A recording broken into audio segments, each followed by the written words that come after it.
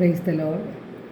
സ്നേഹമുള്ളവരെ, യേശു തൻ്റെ 12 ശിഷ്യന്മാരോടുമായി ചോദിച്ചു, നിങ്ങളും പോകാൻ ആഗ്രഹിക്കുന്നുവോ? യേശു പറഞ്ഞു, ലോകത്തിൻ്റെ ജീവന് വേണ്ടി ഞാൻ നൽകുന്ന അപ്പം എൻ്റെ ശരീരമാണ്. നിങ്ങൾ മനുഷ്യപുത്രൻ്റെ ശരീരം ഭക്ഷിക്കുകയും അവൻ്റെ രക്തം പാനം ചെയ്യുകയും ചെയ്യുന്നില്ലെങ്കിൽ നിങ്ങൾക്ക് ജീവൻ ഉണ്ടായിരിക്കുക ഇല്ല. യേശു ഇത് പറഞ്ഞപ്പോൾ യഹൂദർക്കിടയിൽ തർക്കമുണ്ടായി. യേശുവിൻ്റെ വചനം കഠിനമാണ് എന്നവർ അഭിപ്രായപ്പെട്ടു. അപ്പോഴാണ് യേശുവിൻ്റെ കൂടെ ഉണ്ടായിരുന്ന കുറേ ശിഷ്യന്മാർ യേശുവിനെ വിട്ടുപോയത്.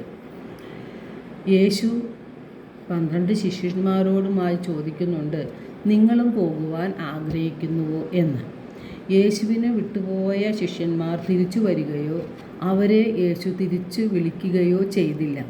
യേശു തൻ്റെ നിലപാട് വ്യക്തമാക്കി. അതായത്, ലോകത്തിൻ്റെ ജീവന് വേണ്ടി ഞാൻ നൽകുന്ന അപ്പം എൻ്റെ ശരീരമാണ് എന്ന് ആ അഭിപ്രായത്തിൽ തന്നെ അതാണ് സത്യമെന്ന് തെളിയിച്ചു. യേശു പറഞ്ഞ വചനങ്ങൾ ഒരു മാറ്റവും വരുത്താൻ യേശു തയ്യാറായില്ല. യേശു മറ്റുള്ളവരെ അല്ലെങ്കിൽ തന്നിൽ നിന്ന് വിട്ടുപോയവരെ തിരിച്ചു വിളിക്കുവാനും ശ്രമിച്ചില്ല. നമ്മുടെ മനോഭാവം കാണുന്ന യേശു നാം ഓരോരുത്തരോടും ചോദിക്കുന്നുണ്ട്, നിങ്ങളും പോകുവാൻ ആഗ്രഹിക്കുന്നുവോ എന്ന്. കാരണം നമ്മിൽ പലർക്കും പരിശുദ്ധ കുർബാനയിൽ വലിയ വിശ്വാസമില്ല. ദേവാലയത്തിൽ വരുന്നവർ പോലും ഞാൻ ഉൾപ്പെടെ വെറും കാഴ്ചക്കാരായി നിൽക്കുകയാണ്. നമ്മിൽ പലരും ചിന്തിക്കുന്നത് പുരോഹിതൻ്റെ കയ്യിലിരിക്കുന്ന അപ്പം എങ്ങനെ യേശുവിൻ്റെ ശരീരമായി മാറുന്നു എന്നാണ്. നമ്മുടെ ബുദ്ധിയിൽ നാം അത് ചിന്തിച്ചുകൊണ്ടാണ് ഇരിക്കുന്നത്. ദൈവപുത്രനായ യേശുവിൻ്റെ യോഗ്യത കൊണ്ടാണ് അപ്പത്തെ യേശുവിൻ്റെ ശരീരമാക്കി മാറ്റുന്നത്. ദൈവത്തിന് അസാധ്യമായി യാതൊന്നുമില്ല. യേശുവിൻ്റെ ശരീരത്തിൻ്റെ രൂപമാറ്റം വരുത്തുവാൻ യേശുവിന് കഴിയും. യേശുവിൻ്റെ പച്ചയായ മാംസവും രക്തവും ഭക്ഷിക്കാൻ നമുക്ക് സാധിക്കാത്തതിനാൽ യേശുവിൻ്റെ ശരീരം അപ്പമാക്കി മാറ്റി നമുക്ക് പങ്കുവെച്ച് തരികയാണ് യഥാർത്ഥത്തിൽ ചെയ്യുന്നത്.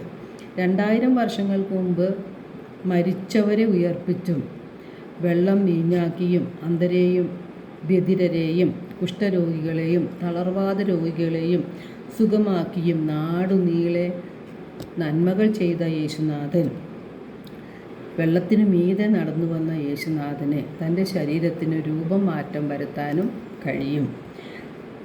ആ രൂപമാറ്റമാണ് അപ്പത്തിൻ്റെ രൂപത്തിൽ യേശുവിൻ്റെ ശരീരമായി മാറുന്നതും അത് പങ്കുവെച്ച് വിശുദ്ധ കുർബാനയിലൂടെ നമുക്ക് നൽകുന്നതും. യുഗാന്തം വരെ ഞാൻ നിങ്ങളോടുകൂടെ ഉണ്ടായിരിക്കും എന്ന് യേശു പറഞ്ഞിട്ടുണ്ട്. അതിനുവേണ്ടി തൻ്റെ ശരീരവും രക്തവും പങ്കുവച്ച് നൽകുന്ന പരിശുദ്ധ കുർബാന സ്ഥാപിക്കുകയും ചെയ്തു. തിരുവോസ്തിയിൽ ഈശോ സജീവനായി ഇന്നും വസിക്കുന്നു. അപ്പോൾ അതുകൊണ്ട് തന്നെ നാം ഭയഭക്തിയോടും വിശുദ്ധിയോടും യോഗ്യതയോടും കൂടി വേണം പരിശുദ്ധ കുർബാനയെ സമീപിക്കുവാനും വിശുദ്ധ കുർബാന സ്വീകരിക്കുവാനും. എല്ലാവർക്കും ഒരു നല്ല ദിനം ആശംസിക്കുന്നു. ദൈവം നമ്മെ ഓരോരുത്തരെയും സമൃദ്ധമായി അനുഗ്രഹിക്കട്ടെ.